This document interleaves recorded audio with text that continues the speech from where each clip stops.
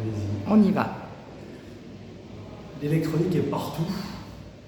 Aujourd'hui, nous créons la Fédération de l'électronique française pour défendre notre souveraineté. C'était bien le sujet du jour aujourd'hui, lors de cette journée, cette matinée très intéressante.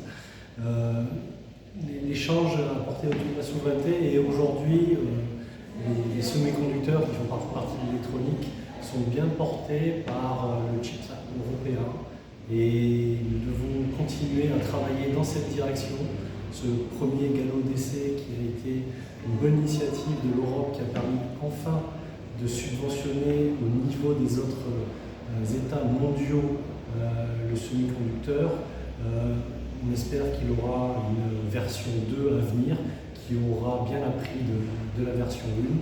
Et c'est bien dans cette direction-là qu'il faut que l'on aille pour que l'on puisse être compétitif au niveau mondial en Europe avec notre production de semi-conducteurs.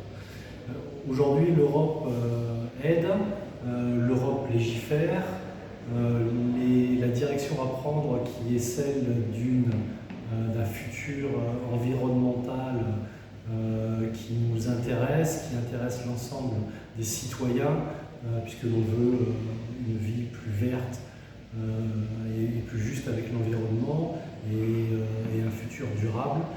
L'électronique sera là pour y participer et l'Europe qui légifère dans ce domaine-là à la fois nous aide et va vite et donc oblige les entreprises de notre secteur à prendre les devants en Europe par rapport à la compétition mondiale.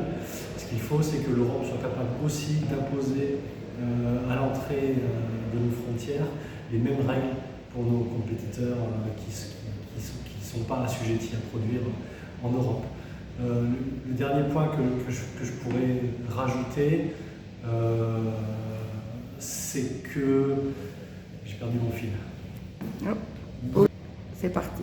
Et le dernier point que je voulais rajouter, c'est que nous voulons aussi de l'industrie en Europe et en France. Et aujourd'hui, ce qui nous fait défaut lorsque l'on veut faire une nouvelle usine, c'est les temps administratifs.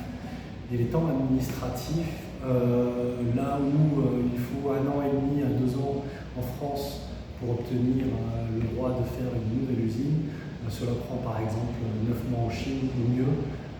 Et ça, il va falloir que l'on arrive à passer outre et être capable de simplifier grandement si l'on veut continuer à avoir une industrie forte en France et en Europe.